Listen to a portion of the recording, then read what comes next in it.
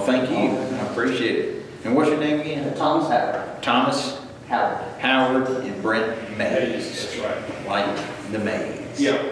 Not the corn maze, but the jungle maze. Yeah, unless the corn maze has a maze in it. That's right. And just so people in the video know, you're Brent Bailey. My name is Brent Bailey. I'm your Public Service Commissioner for the Central District of Mississippi.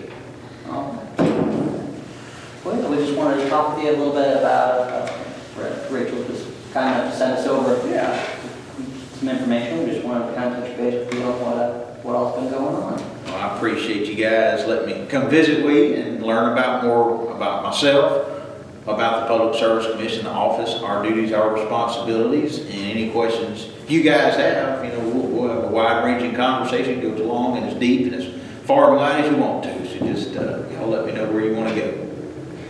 All right. Well, before we get into the real specific questions, can you give us kind of an overview for folks that might not know kind of what the Public Service Commission does? Yeah. So just, at a high-level explanation, the Public Service Commission regulates the utilities in the state for the most part. So you think about electricity, natural gas, water, sewer, telecommunications. We oversee those companies that provide those services to make sure you get fair, reasonable rates, good services, and if you have any issues with them that cannot be resolved between yourself and the utility, then we want to be there to help you as well to resolve any of those challenges, concerns, complaints that you may have. The Public Service Commission also enforces our pipeline safety program here in the state of Mississippi. And in addition, we're responsible for enforcing the no-call law, the Mississippi Telephone Solicitation Act, and the anti-spoofing law here in the state. So, the spam calls and robocalls you get, we're hard at work to reduce the number of those calls that you get, and as well through complaints that you as ratepayers, as customers file, we help investigate those and hopefully stop them at the point of origination going forward if they're not licensed, authorized, and registered to make legal calls here in the state of Mississippi.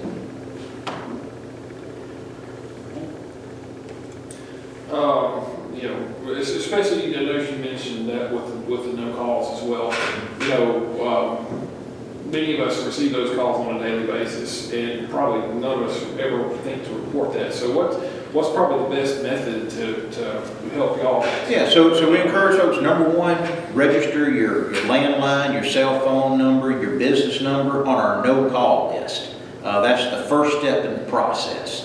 And that gets you in our system, and then when you do receive an unwanted call or an illegal telemarketer robocall, then we can easily and immediately file a complaint and initiate an investigation on that. But that's the first step. Get on our list and make sure we have your information registered in that. And you can also download the no-call app from the PSC. It goes right on your iPhone, your Android, whatever, and in just 2 clicks of a button, you can report that to us, and we begin to file a complaint. And if there's multiple calls from that number, then that helps us as well build our case against those perpetrators who are making the illegal call. And it just gives us more tools, more ammunition, and to work our side of it to hopefully cease that activity from them.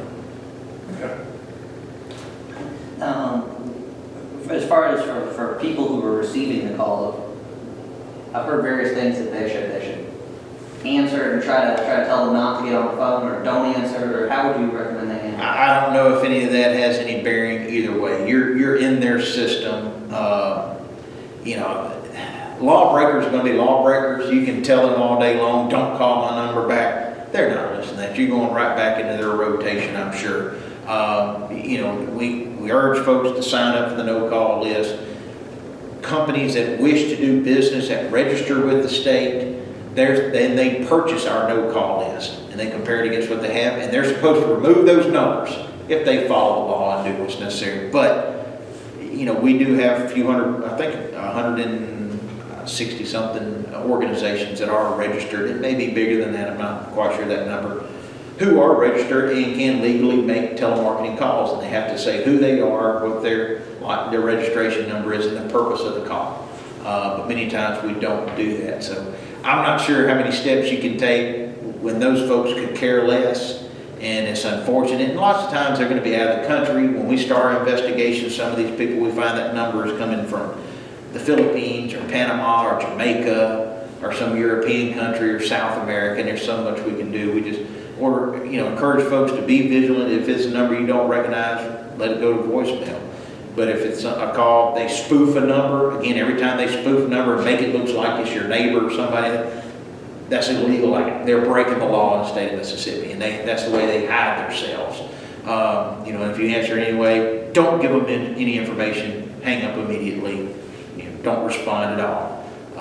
So I don't think answering or not answering or just screaming at them does any good. It may make us feel better if we scream at them sometimes, but you go right back in their system, you're liable to get a call from there in just a few days or a week or the next day. You just never know. Most of it's very automated. And that's why we get about 50 billion robocalls into the United States every year. And you spread that across everybody. That's why it seems like you get 2 or 3 a day. And that's the reason for that. And they just random automatic generated.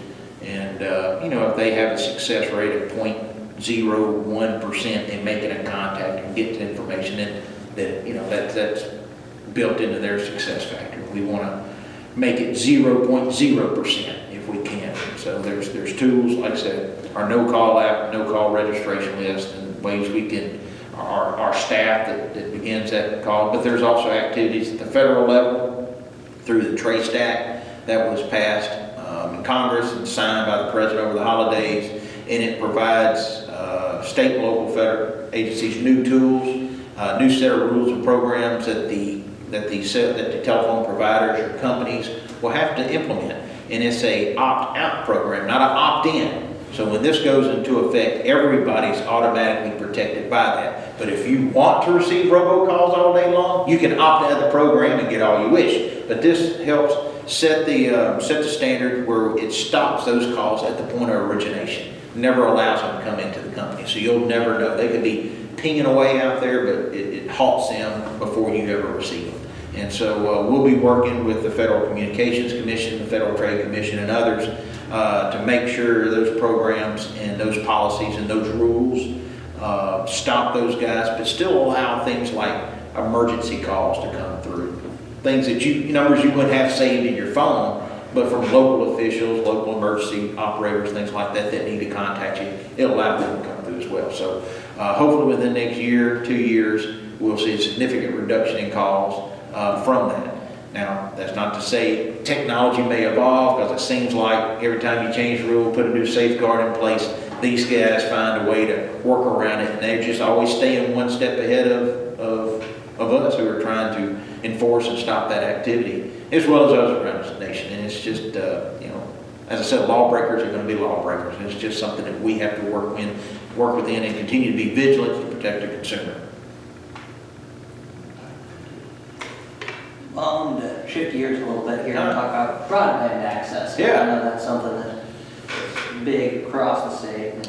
Absolutely. It's probably second to the robocalls as far as things I hear from constituents as we're traveling around. They ask, what's the opportunity, what's the future of me getting high-speed, high-quality broadband services, internet services to my home or business, and I'm not located within the city limits or something like that, or in a densely populated area. And that's the challenge we have across Mississippi. Mississippi, fairly decent state, about 3 million people. We're a very rural state, a lot of rural communities, just like here in Union. And it's a challenge that, if you do have service, it may be just one choice. So how do we create multiple choices that are of high quality, of good value? One of the things that was passed last year was a law allowing our rural electric cooperatives to offer high-speed internet services as part of their services package and portfolio. Since their creation, that's something they were not allowed to do. They were just allowed by law to sell and distribute electricity to your customer members. This opens the door and allows them to offer that additional service, and many people see as we continue to evolve. This is a service that is just as important as having electricity nowadays. It helps you communicate be in touch with the outside world, market your goods and services beyond just your local community. So, you know, the world's your marketplace then. So we want to make sure we can continue to do that. But it does take time, and it takes a pretty significant investment to do that. When you're talking about areas that are just customers per line mile that's in the single digits, that's hard for those folks to make that investment decision to do that. And because you're not guaranteed that all those people are going to be subscribers to your service, yet you got to provide some type of fiber or some type of service to that person at the end of the last mile. And that's where all the rural electric cooperatives and others are working through those economic feasibility studies and analysis to try to determine what is that point, what is that technology they can offer, how much it's going to cost, what is the anticipated subscription rate, and they factor that all in. So you got about 25 rural electric cooperatives around the state that's all going through that process now. Some have made a determination, hey, we can make this work. Others are saying that that's just too big of a financial risk to provide right now the current state of technology, and they may not go that route for the time being. So it's something we continue to work with those guys on, as well as the existing companies that's out there, your existing telephone, telecommunication providers, those carriers, and trying to encourage them to make investments in those areas that are currently unserved or underserved to provide a high quality service at an affordable rate that will encourage people to sign up. And that's just sort of a dance. These guys have limited resources, and they got to target those areas to make sure they're for-profit businesses most of the time. They got to make sure that the investments they make will earn them a return on their investment, while at the same time satisfying those needs of the consumers who have those demands. And we're always pushing, encouraging, get outside their comfort zone, get out there in these rural areas. There are people who are hungry for this technology, for this service, and and are willing to pay for that. And so we're going to continue to advocate for that. Telecommunications is kind of that gray area of regulation based on current statutes at the legislature. Telecommunications, for the most part, beyond your small privately owned companies, has been somewhat deregulated by the state. You see that across many areas of the U.S. And so we don't quite have the regulatory teeth that we used to, but we still work with these guys on a daily basis to ensure they're making wise investments here in the state. I did want to ask you a little bit about that, the current providers with the census-based mapping that they have, and if you Google internet providers in my area, It looks like they're all over the it'll place. give you a list. Yeah. They don't there. The FCC maps that we currently see when you go online, a lot of deficiencies in them. They're just not completely accurate. And it's like you said, it's done by census blocks, and the blocks vary in size and what a census block is. And if just one household reports that they have access to some type of internet service, then that whole census block is deemed having service, when that's not the case. And like I said, being in rural areas, those census blocks can be quite large. And if just one household in the corner of that block says, yeah, we think we have access or we do have internet service, then they assume everybody else does. And that's just not the case. And in some instances, those maps could be as inaccurate to up to 50% of what they say is qualified areas or served areas, and we know that's just not the case by the work the PSC and others have done, is going out to ground truthing that and interacting with consumers, knowing what they say on the map is not accurate. There's a lot of work at the federal level, the FCC, to hopefully reform how mapping is done, how the phone companies, the telecommunication companies report that data, and to get more granular with that, so you do have a more accurate assessment. Because if they go strictly by maps, and you think, oh, everybody ought to have some type of service, and we know that is not the case.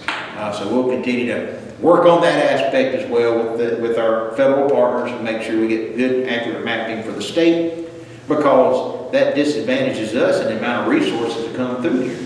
If it shows served, then that money could go somewhere else to help offset those costs of investment. That's why we want to make sure it's accurate as possible, so we can bring those resources here, regardless of where or which federal agency has those grant or loan dollars to help our companies, whether it's cooperatives, whether it's telecommunication, others, or smaller companies who get started in this area to help get the resources they need to invest and begin to offer those services statewide.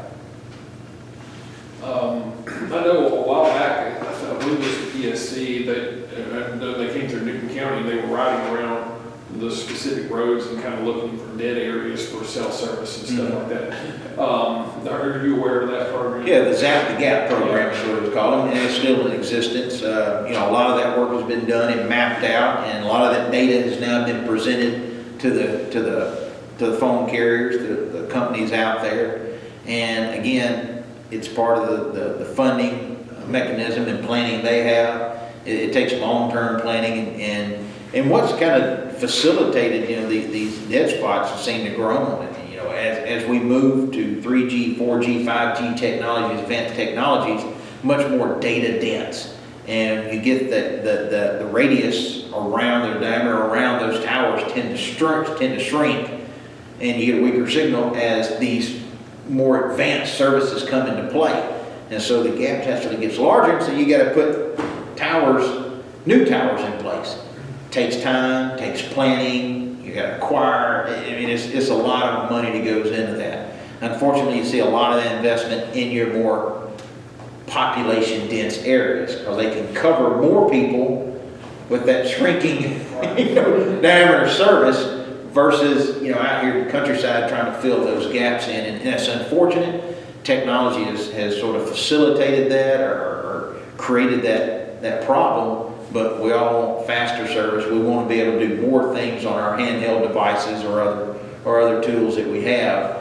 And again, it's just part of the challenge in the dance that we have to deal with to make sure those universal service funds, which is created, which we all pay into, which helps offset the investment in those high cost areas, to get invested wisely here in the state of Mississippi. Okay. I know one thing that just is coming up in our county quite frequently has been as far as 911 service, being able to obtain more funding. I know I was talking with one of our representatives here, and he mentioned that the telecommunications company get a big portion of funding that goes to allocated for 911 taxes. So is there anything that the Public Service Commission can do to help? That's something I'm familiar with. The representative from the local area, he has talked to me about that, and it's something that I'm still trying to get my hands around a little better, talking with other 911 and emergency management officials in the other counties, and it seems to be sort of a common concern and occurrence in those areas as well, that has to do where numbers are originated from, where services are sold, and as you continue to see more consolidation in those. Again, I'm still trying to work around that or understand that better. But there may be a role for the Public Service Commission to help engage with the telecommunications folks to ensure that those 911 dollars that are being collected are sent back to the proper counties and the proper agencies who need them, who need them to utilize and expand and have better service and response times. But I'm aware of that, and it's not as easy as it seems, but it's something I'm committed to working toward and helping with. It's just, I think after the legislative session is over with, it gives me an opportunity to work with the local representative as well as the county emergency management managers and try to find that solution or what that deficiency, what that problem is, and sit down with the phone company and say, we got to do something to correct this out. Well, I wanted to talk with you a little bit about water, because we have a lot of it. We do. We have an abundance of it right now, and it's going every direction you can think of.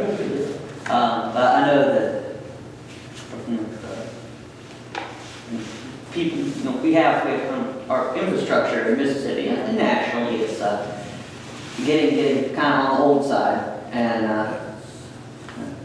roads and bridges, but also a lot of our. It's critical infrastructure, it does, just like roads and bridges and ports are critical infrastructure for commerce, power lines, pipelines, water and sewer lines, telephone lines, all that kind of stuff. It's critical for quality of life, economic development, communications, business, commerce, those types of things as well. But you're right, the infrastructure question, that's something that really falls on the local officials and the taxes they collect, particularly municipal utilities and things like that. So by state statute, the PSC does not directly regulate things like municipal utilities.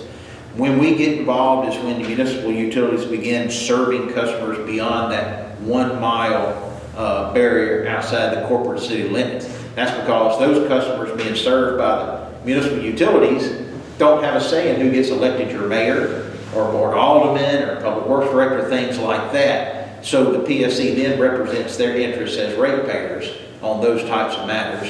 And you see that in many places around the state. But, you know, we certainly encourage municipalities, water associations, and others to be aware and continue to reinvest in your infrastructure. Don't kick the can too far down the road, else you could have a serious problem as regulations and rules change, as consumer expectations change, as economic development, new industry moves in, and all of a sudden you don't have the resources to serve them. They may then go somewhere else who does and who has invested and look long term. And it's a balancing act. You're trying to be responsive of your local municipal taxpayers, but at the same time, you know, we don't always like to spend money. But that's why you generate revenues, and hopefully you make those wise investment decisions to totally upgrade, you know, continue to upgrade and provide those services. So where we may get involved, we won't get involved from a rate issue within the city limits, but we could step in if there is a significant quality of service concern in question that moves beyond what the Department of Health does in their water quality testing, but just, you know, access and things like that, perhaps. Those are areas where we can get involved with municipal utilities, but we do regulate these small privately owned water utilities around the state. And we work a lot with our rural water associations. Again, not directly regulate them on a rate basis, but we do work with them quite frequently and stay in touch. And, you know, around water pressure issues, water access issues, things like that, to make sure people are served within those certificated areas that they have been granted. I know specifically thinking about some water issues. I know unions had some issues that have come before the Public Service Commission recently. You know, obviously because they're serving the area outside of that 1 mile area. Yeah. You know, are there certain things that you know that either union or those areas could be looking at, you know, to try to help prevent, you know, issues from arising? Yeah, you know, again, it's just long-term planning. And, you know, as leadership changes, new mayors come in, staff come and go, sometimes things get neglected, get left behind, or other people have ways that they do business. And that's just the challenge you see with small municipal and rural utilities. And that's just the fact of life. But we're certainly committed at the Public Service Commission. I think there's 92 or 96 municipalities, you know, cities within the 22 county central district of Mississippi. And something we're looking at doing is helping them sort of create a checklist for them, for the new mayors, new aldermen who's come in. And we have already reached out to them since I've been in office, sent letters to all the cities to let them know we're here, we want to be of service, we want to help, we understand we may not directly regulate you guys, but there are certain statutes that municipalities must be aware of when it comes to utility management and delivery of services. And we're already continuing talking about expanding that around, you know, infrastructure issues, budgeting and management, even street lighting, things like that. Kind of a checklist to be aware of to make sure you're getting the best deal, but you're making the most wise investment decisions going forward as well. And like I said, when mayors change, when aldermen change, and if there's not, you're not working with your organizations like MML, the Mississippi Municipal League and others, they help provide training and create awareness, but there may be a gap between, workshops and trainings and your, learning on the fly. We want to help you, answer any questions you may have in that regard, and we certainly encourage our elected officials to reach out at any time, and hopefully that's something we can do, return that favor or be of service to them in the near future. Obviously, looking more at the electricity side of the Public Service Commission, we are seeing a lot of like aging plants that are, where there's going to need to be some work there. So, is there anything that the Public Service Commission can do to help, encourage those competent providers to upgrade their systems and things like that? The rate making and long-term planning side of things, and that's really the core function of the Public Service Commission. You almost have to have a crystal ball somewhat, because these guys, they have to continue to upgrade their distribution lines, their transmission lines, as well as their generation fleet to provide the power. How do they fuel them? Should it be natural gas? Should it be coal? Should it be nuclear? Should it be renewable resources going forward? What is the growth expectations for Mississippi or even local communities, so you meet that demand load out there? Will there be a reduction in demand? Unfortunately, Mississippi, for the last couple decades, we've had a very level population. Some would say we were losing population as we've lost a congressman in the last 20 years.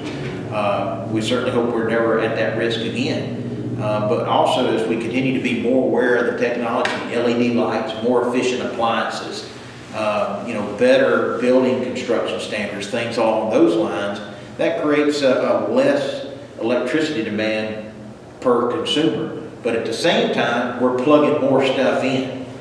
So we got to be aware of that. Where's the growth on that? And that's where the planning comes in. What is the needs 10, 15, 30 years down the road as far as electricity needs? Because a lot of these plants, whether it's a natural gas plant, coal, nuclear, some of these things have anywhere from a 30 to 80 year life expectation.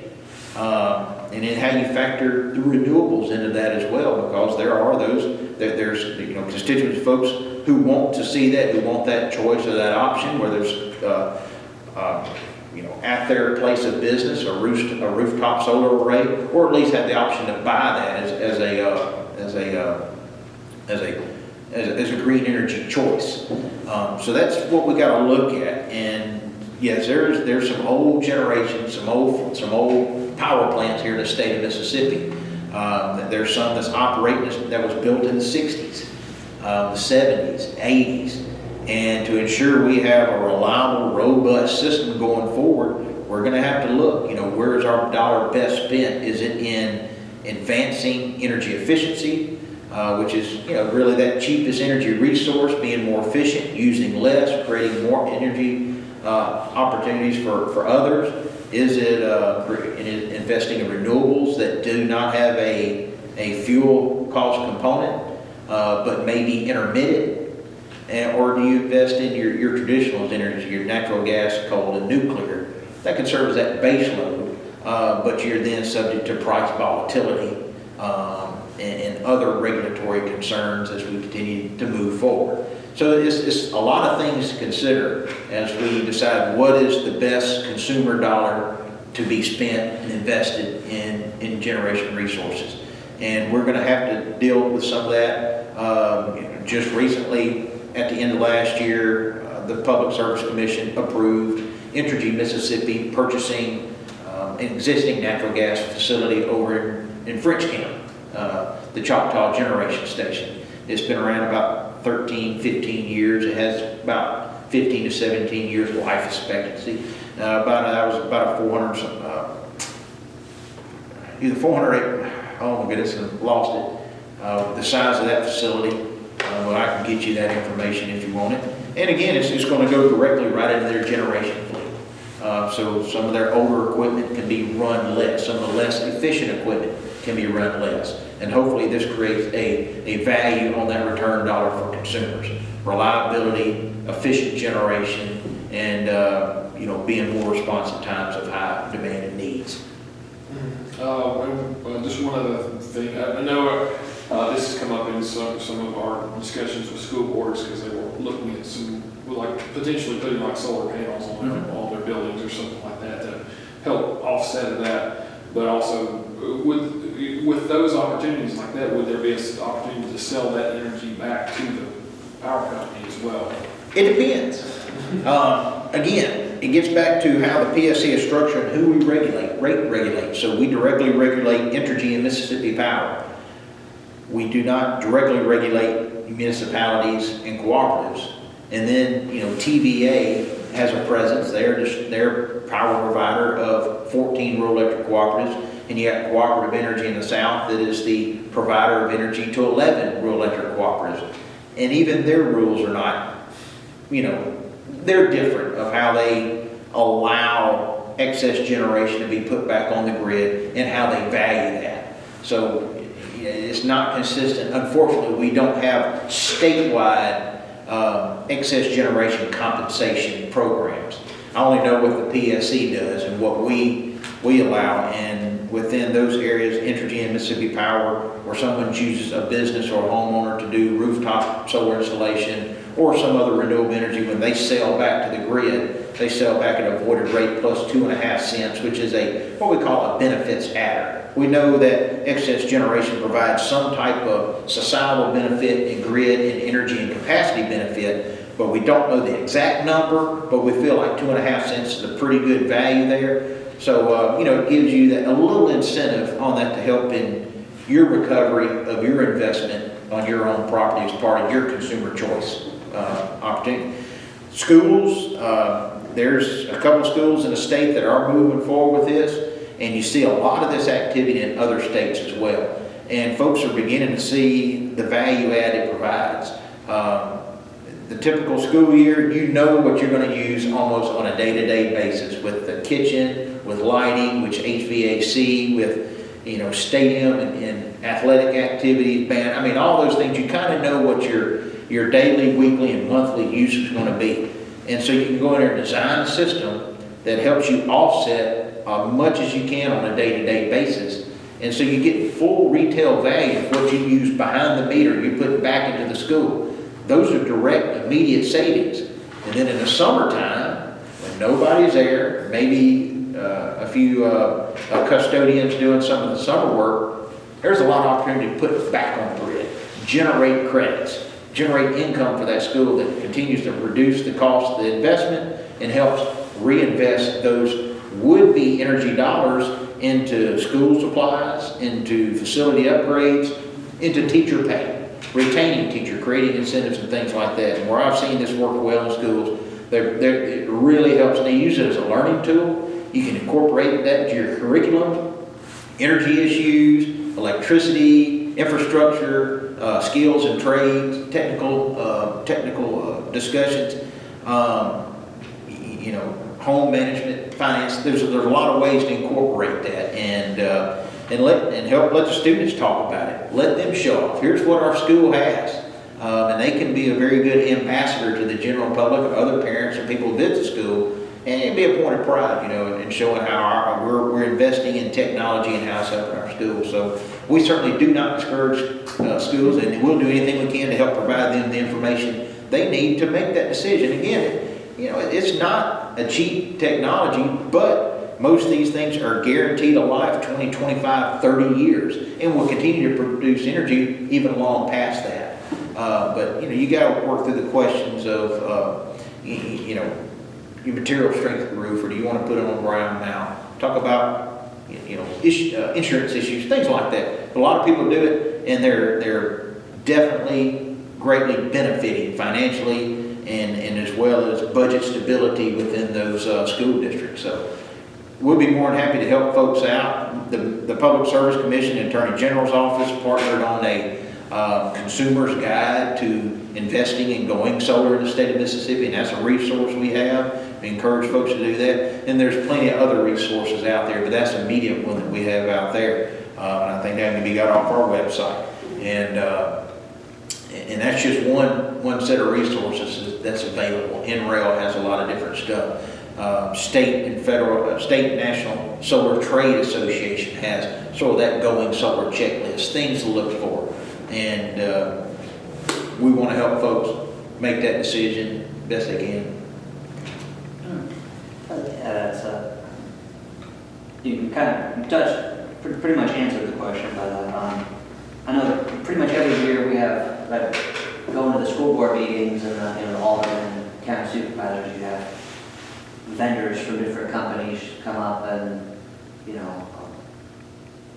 talk to them about LED lighting, energy efficiency, and it gets very confusing sometimes on whether it's going to be a good investment for them at that time. And, is there a way that the PSC could help them cut through that noise a little bit and maybe give them more information that would be better for them, help them make more informed? I know you're talking about the energy performance contractors, things like that. They can go through the school. We encourage everybody, and there's some electricity providers, particularly I know the investor-owned Mississippi Power and Entergy, as well as some of the rural electric cooperatives conduct and help do energy audits for homes, businesses, things like that. Really gets another set of eyes on your energy use systems. Like I said, lighting, HVAC, your heating and cooling, water heating, your building envelope, your windows and doors, insulation, things like that, that can help find those deficiencies. And lots of times they're just low or no cost solutions that have significant returns and significant savings. But other times it does take a significant investment. If you got old fluorescent lighting, you got to retrofit all that old HVAC, an old boiler unit, old kitchen equipment, things. It takes a significant investment. But there are programs and rebates, incentives out there to help offset those costs. To help reduce that front end. There's other grants out in other communities through USDA, rural development, rural business cooperatives, and the SBA, Small Business Administration. There's a lot out there. It just takes time to dig through a lot of those things. And even within the state, in our state energy office at the Mississippi Development Authority, they have programs, lending programs specific for municipalities and schools to help step through that process and evaluate the energy service company providers and ensure that, hey, the investments you do make will not only help you save money, but also those savings help pay off the loans and possibly remove any upfront out-of-pocket expenses.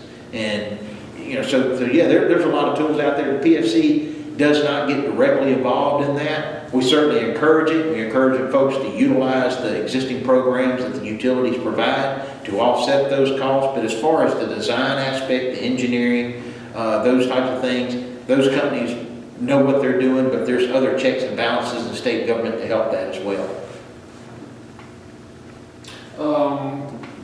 Just kind of looking forward over the next few years, what do you see as some of the biggest challenges that the Public Service Commission is going to face in the next few years? Going down the road, one of the things we just initiated, entered a rule on, and have now just started that process is what's called integrated resource planning. While utilities do internally look at what their needs are 10, 20, 30 years down the road, we've never done it in a way where there's significant public participation in the process. So that's bringing stakeholders, large industry, municipalities, and others into the conversation to help, talk to the utilities and say, this is what we as consumers would like to see done. Asking the utilities, kind of show us how you do your methodology of planning. How do you, economically establish how do you plan your investments? Where do you plan to make those investments in distribution, transmission, generation?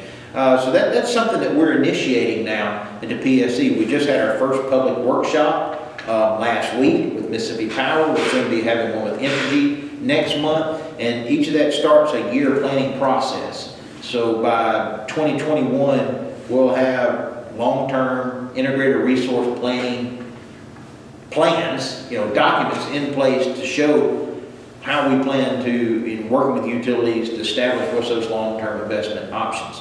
And, and who's going to provide that, and what is the most cost-effective return on the investment.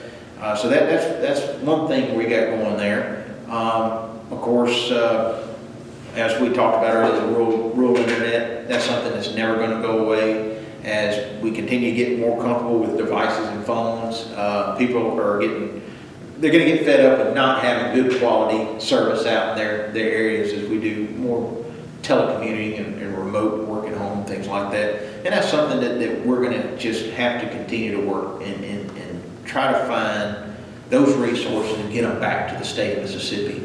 Because there's a lot of money out there. It's still just a fraction of the needs overall. But anything you can get here to help, reduce that burden on the consumer, on that company that wants to make that investment and get those public dollars spent wisely, that's something we're going to encourage and help work with. So that's going to be an ongoing issue, as well as the robocall telemarketer concern. We're going to, do what we can to work with the federal government, those agencies, as well as the national companies, getting those programs, those rules, those protections in place to bring those type of practices to a stop. And that's going to be something ongoing over the next couple of years as well. But we just want to continue to be responsive, be a responsible, prudent regulator. We have a consumer complaint department within the PSC, and we have 3 people on staff, and that's all they do. We have no-call administrators for the Central District, and they take those complaints from the telemarketer side, the robocall side. As I say, our consumer complaint specialists work with you on the water, sewer, natural gas, and electricity side of things. So they're waiting to take your call. That's what they're there for. They're very good at their job, and they're very customer focused and oriented, and they're going to help you any way they can. They absolutely are. And we want to continue to be that backstop for them and for you as a consumer, making sure your voice and concerns are heard and represented in these long-term negotiations around utility investments and planning, and what the PSC was created for in our charge here at the legislature. Anything else? Rachel, anything we want to cover? Rachel has the press packet there, and in that you'll find our latest our press releases to date.